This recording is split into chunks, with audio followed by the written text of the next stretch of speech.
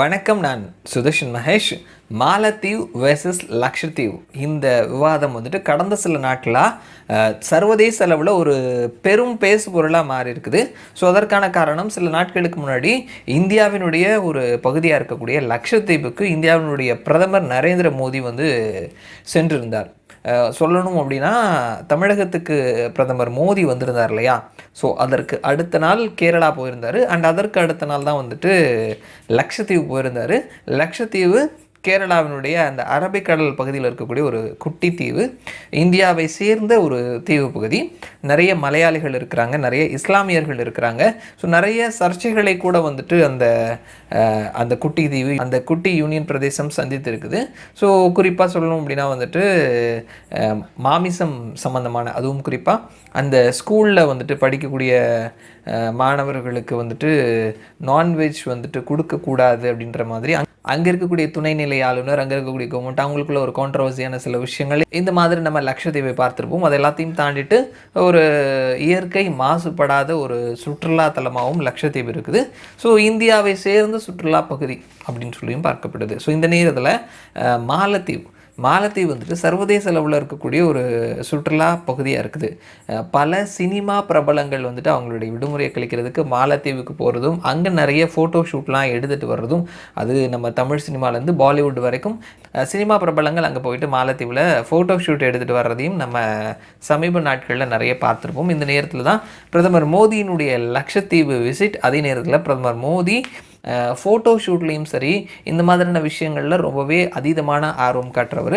So அவர் அங்கே இருக்கக்கூடிய அந்த கடற்கரைகளில் இருந்து உட்கார்ந்துருக்கக்கூடிய ஃபோட்டோஸும், அந்த கடலுக்குள்ளே நீச்சல் அடிக்கக்கூடிய ஃபோட்டோஸ், இந்த மாதிரியான விஷயங்களை சமூக வலைத்தளங்களில் அவர் பதிவிட்டிருந்தார். ஸோ இந்தியாவினுடைய ஒரு அங்கமாக இருக்கக்கூடிய சுற்றுலா பகுதி ரொம்ப பார்க்க வேண்டிய இடங்கள் அப்படின்ற மாதிரி போட்டிருந்தது.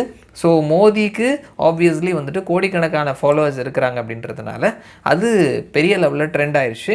ஸோ இப்படி ட்ரெண்ட் ஆகும் பொழுது சுற்றுலாவை நம்பி இருக்கக்கூடிய மாலத்தீவு, ஸோ இந்தியர்களினுடைய சுற்றுலா தலம்ல ஒரு முக்கியமான இடமாக மாலத்தீவு இருக்குது.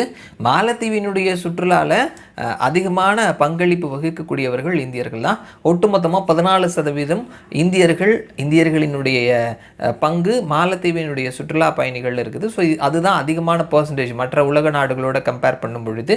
ஸோ இப்படி இருக்கும் பொழுது பிரதமர் இந்த மாதிரி இந்தியாவிலேயே அதே மாதிரியான ஒரு ஸ்பாட் இருக்குது அப்படின்னு சொன்னது மாலத்தீவினுடைய சுற்றுலாவுக்கு ஒரு அடியாக இருக்குமா அப்படின்ற மாதிரியான ஒரு வாதங்களும் கிளம்பியிருந்தது. ஸோ அதை வைத்து மாலத்தீவினுடைய கவர்மெண்ட்டில் இருக்கக்கூடிய அமைச்சர் ஒருத்தர் பர்சனலான ஒரு அட்டாக் பண்ணியிருந்தார். அதனை தொடர்ந்து இன்னும் அடுத்தடுத்து 2 அமைச்சர்களும் வந்திருந்து இந்தியாவினுடைய சுற்றுலா பற்றியும், இந்தியாவினுடைய சுற்றுலாவினுடைய தரம் பற்றியும், அங்கே இருக்கக்கூடிய ஹோட்டல்ஸுக்கு போனோம் அப்படின்னா ரொம்ப நாத்தமாக அடிக்கும், இதெல்லாம் மாலத்தீவில் கொடுக்குற மாதிரியான ஒரு தரமாக அவங்களுக்கு கொடுக்க முடியுமா அப்படின்னு சொல்லிட்டு இந்தியாவையும் பிரதமரையும் இந்தியாவினுடைய பாரம்பரியத்தையும் தாக்கி அட்டாக் பண்ணி பேசியிருந்தாங்க. இது ஒரு பெரும் பிரச்சனையாக மாறிடுச்சு. இந்தியாவில் இருக்கக்கூடிய பலர் இதற்கு எதிர்வினை ஆற்ற ஆரம்பிச்சிட்டாங்க. நடிகர்கள்லேருந்து, விளையாட்டு வீரர்கள்லேருந்து, அரசியல் கட்சி தலைவர்கள்லேருந்து எல்லாருமே அவங்களுடைய எதிர்ப்பை தெரிவிக்க ஆரம்பிச்சிட்டாங்க. அக்ஷய்குமார், ஜான் ஆப்ரஹாம், சச்சின் டெண்டுல்கர் தொடங்கி பல பிரபலங்களும் எதிர்ப்பை தெரிவிக்க ஆரம்பித்து அது சோஷியல் மீடியாவில் ஒரு பெரும் கான்ட்ரவர்சியாக பெருக ஆரம்பிச்சிருச்சு.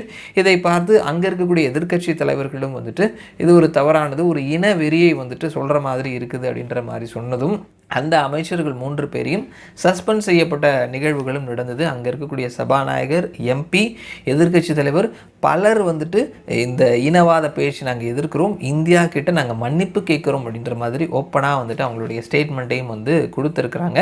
ஸோ ஏற்கனவே மாலத்தீவை பொறுத்த மட்டும் ஒரு புது அரசாங்கம் வந்தது. முகமது மொய்ஸ் அப்படின்றவர் தேர்ந்தெடுக்கப்பட்டதுக்கு அப்புறமாவே அவர் இதற்கு முன்னாடி இருந்த அரசாங்கம் இந்தியாவோட ஒரு நல்ல நட்புறவோடு இருந்த அரசாங்கம்.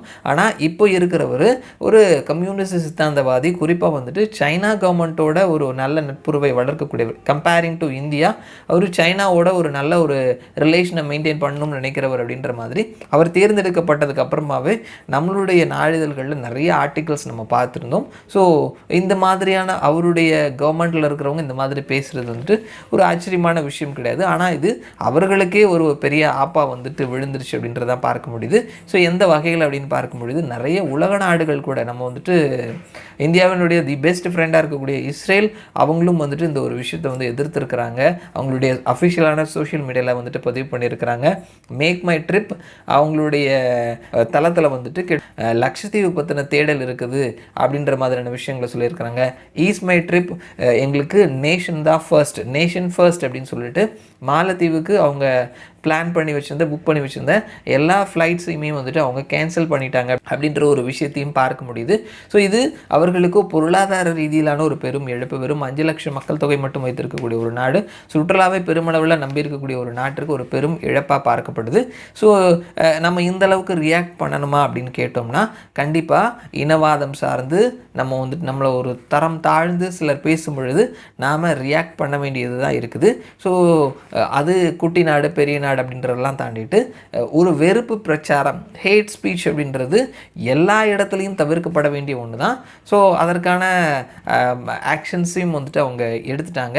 அந்த அமைச்சர்களை சஸ்பெண்ட் பண்ணிட்டாங்க, அதற்கு போக மன்னிப்பும் கேட்டுட்டாங்க. ஸோ இந்த ஒரு பிரச்சனை சீக்கிரமாக சால்வ் ஆகும் அப்படின்னு சொல்லி நம்பலாம். அதே நேரத்தில் லட்சத்தீவு மாதிரியான ஒரு ஸ்பாட்டுக்கு ஒரு மவுசு அதிகரிச்சிருக்குது அப்படின்னு தான் சொல்லணும். அந்த பகுதியை சேர்ந்தவர்கள் வந்துட்டு பிரதமர் மோடியினுடைய விசிட்டையும் அந்த 3 அமைச்சர்கள் பேசின விஷயத்துக்கு தான் தேங்க்ஸ் சொல்லணும். அவங்களுடைய பேசாட்டா இந்த பகுதியினுடைய ஸ்பெஷல் வந்துட்டு தெரியாமலே போயிருக்கும். கடந்த சில நாட்கள்லாம் பார்த்தோம் அப்படின்னா நேஷ்னல் மீடியாஸ், இங்கிலீஷ் மீடியாஸ்லாம் வந்துட்டு லட்சத்தீவில் இருந்து தான் வந்துட்டு அவங்களுடைய ரிப்போர்ட்டிங் கொடுத்துட்ருக்குறாங்க. அது அங்கே இருக்கக்கூடிய ஸ்பெஷாலிட்டி பற்றியும் ஸ்பெஷலாக சொல்லிகிட்டு இருக்கிறாங்க. ஸோ இதன் வழியாக வந்துட்டு வழக்கம் போல் இந்தியாவினுடைய பாரம்பரியத்தை மீட்டெடுக்கக்கூடிய, பாரம்பரியத்தை இந்தியாவிற்கு ஒரு பெருமை சேர்க்கக்கூடிய ஒரு விஷயத்தை பிரதமர் மோடி மறுபடியும் செஞ்சுருக்கிறார் அப்படின்றத நம்ம பார்க்க முடியுது. ஸோ இந்த 2 நாடுகளுக்கும் இருக்கக்கூடிய அந்த கான்ட்ரவர்சிஸ் எல்லாமே சரியாகி சீக்கிரமாக சரியாகணும் அப்படின்றது நம்பலாம். ஸோ இதுதான் வந்துட்டு ஒரு ஹாட்டான விஷயமா கடந்த 2 நாட்களாக போயிட்டுருக்குது. மறுபடியும் நான் உங்களை இன்னொரு வீடியோவில் சந்திக்கிறேன். அது வரைக்கும் நன்றி.